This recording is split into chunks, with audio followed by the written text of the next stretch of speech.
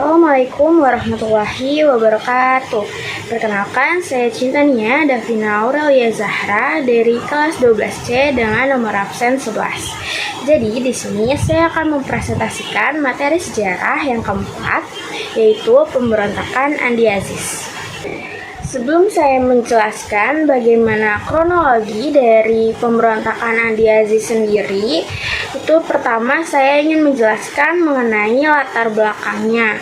Jadi setelah Indonesia merdeka pada tanggal 17 Agustus 1945, Belanda itu masih ingin menguasai Indonesia. Nah, itu tuh menjadi sebuah konflik. Nah, untuk menyelesaikan konflik tersebut, maka diadakan konferensi meja bundar di Den Haag pada tanggal 23 Agustus sampai 2 November 1949. Jadi setelah Indonesia merdeka di tanggal 17 Agustus, Indonesia tuh Belanda masih ingin menguasai Indonesia. Nah, itu tuh menjadi sebuah konflik. Maka untuk menyelesaikan konflik tersebut, diadakan konferensi meja bundar atau KMB di Den Haag.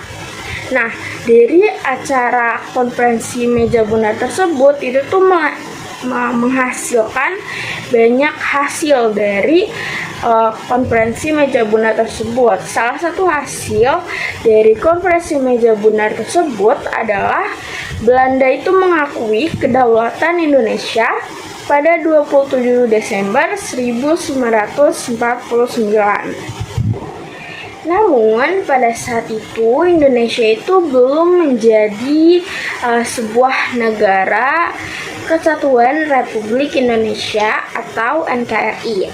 Jadi pada saat itu Indonesia itu belum menjadi NKRI, melainkan masih berbentuk Republik Indonesia Serikat atau RIS. Nah, RIS ini, Republik Indonesia Serikat ini, itu terdiri atas 16 negara bagian. Termasuk di salah satunya itu adalah negara Indonesia Timur. Jadi RIS ini itu dibagi menjadi 16 negara bagian. Salah satunya itu termasuknya adalah negara Indonesia Timur. Nah, bentuk negara federal ini merupakan keinginan dari Belanda agar Indonesia itu tidak sepenuhnya bersatu, sehingga pengaruh Belanda itu masih tetap kuat. Jadi bentuk negara federal ini itu merupakan keinginan dari Belanda. Tujuannya apa? Supaya Indonesia itu tidak sepenuhnya bersatu. Kan kalau menjadi NKRI, negara Indonesia itu kan bersatu, sedangkan kalau RIS itu kan negaranya jadi 16 negara bagian, sehingga pengaruh dari Belanda itu masih tetap kuat kalau Indonesia itu nggak bersatu, melainkan menjadi negara-negara bagian. Nah, ini adalah bentuk peta negara Indonesia pada saat itu, yang mana negara-negara yang diwarnai bagian-bagian yang diwarnai berwarna orange itu adalah bagian Indonesia Timur, sedangkan yang lain itu 16 negara bagian lainnya. Nah, yang oranye itu adalah negara Indonesia Timur atau NIT. Nah, untuk menyatukan kekuatan militer, pemerintah itu membentuk APRIS. Apa sih APRIS? Jadi APRIS itu adalah Angkatan Perang Republik Indonesia Serikat. Jadi buat nyatuin kekuatan militernya, pemerintah itu membentuk APRIS. Nah, APRIS ini merupakan gabungan antara TNI dan juga KNIL. KNIL itu merupakan tentara bentukan Belanda. Namun, banyak bekas anggota KNIL, yaitu tentara bentukan Belanda, itu menolak untuk dipimpin oleh TNI. Kenapa? Karena tuh mereka khawatir bakal kehilangan jabatan dan kekuasaan. Nah, jadi itu tuh menjadi sebuah ketegangan. Ketegangan itu menjadi semakin meningkat ketika pemerintah itu berencana untuk mengirim pasukan TNI ke Makassar. Tujuannya apa? Jadi pemerintah itu ingin mengirim pasukan TNI ke Makassar untuk mengambil alih keamanan di wilayah NT. Nah, itulah penolakan tersebut terhadap rencana tersebut itu kemudian menjadi awal dari terjadinya pemberontakan Andi Aziz. Selanjutnya ada profil dari Andi Abdul Aziz. Jadi Andi Abdul Aziz ini merupakan seorang mantan perwira KNIL, yaitu tentara bentukan Belanda, yang kemudian bergabung ke dalam APRIS, Angkatan Perang Republik Indonesia, setelah terbentuknya RIS. Nah, Andi Abdul Aziz ini itu memimpin pasukan bekas KNIL, tentara Belanda, itu di Makassar. Nah, Andi Abdul Aziz ini itu menolak masuknya pasukan TNI ke wilayah negara Indonesia Timur. Menurut Andi Abdul Aziz, keamanan di Makassar itu udah cukup dijaga oleh sama pasukannya. Penolakan tersebut akhirnya berkembang menjadi pemberontakan yang terjadi pada 5 April 1950, yang mana itu menjadi yang sekarang dikenal sebagai pemberontakan Andi Abdul Aziz. Selanjutnya ada penyebab dari pemberontakan Andi Abdul Aziz. Nah, pemberontakan Andi Abdul Aziz ini itu disebabkan oleh beberapa faktor. Kalau dari sisi politik, kelompok federalis itu ingin mempertahankan negara Indonesia Timur dan menolak penyatuan Indonesia menjadi negara kesatuan Republik Indonesia. Nah, kalau dari sisi militer, bekas anggota KNIL, yaitu tentara bentukan Belanda, itu tidak ingin kehilangan kedudukan setelah TNI mengambil alih keamanan di Makassar.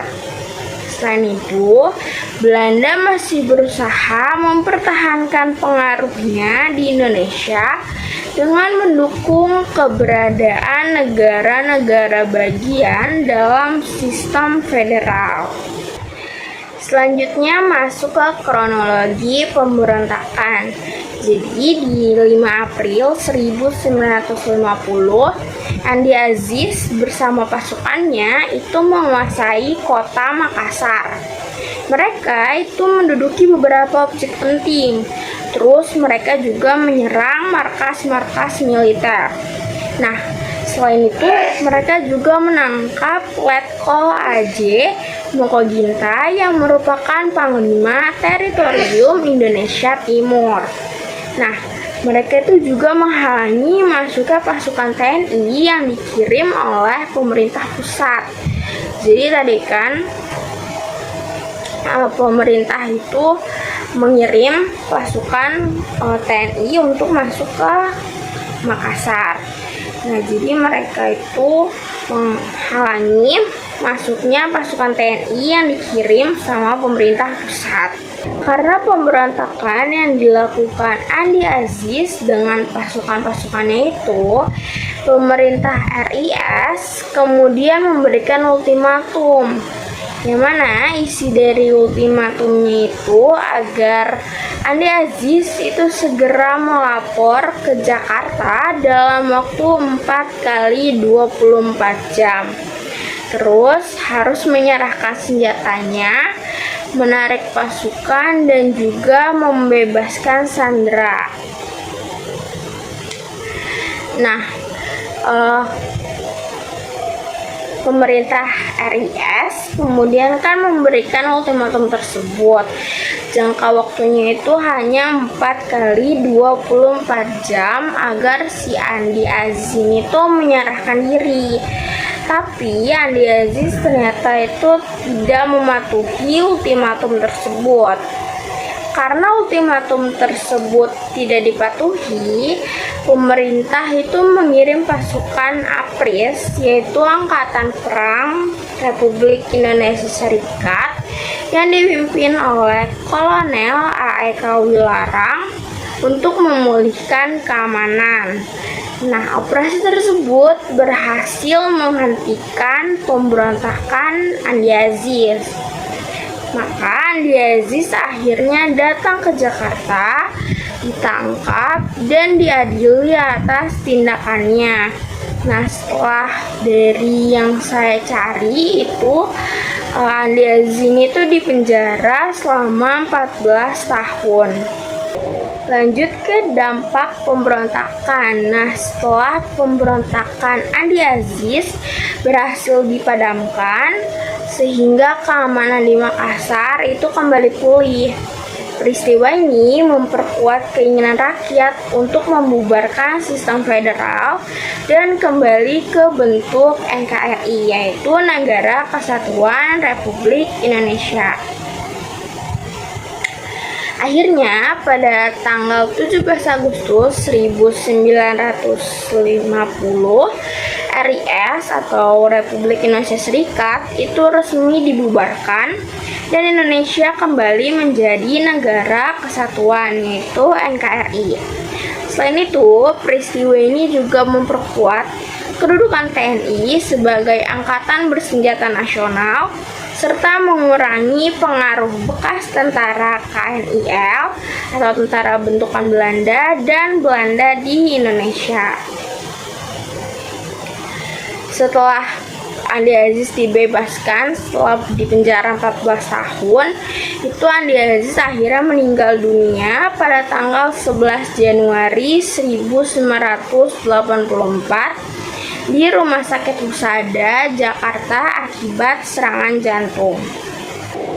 Sekian presentasi dari saya mengenai materi 4, yaitu pemberontakan Andi Aziz. Assalamualaikum warahmatullahi wabarakatuh.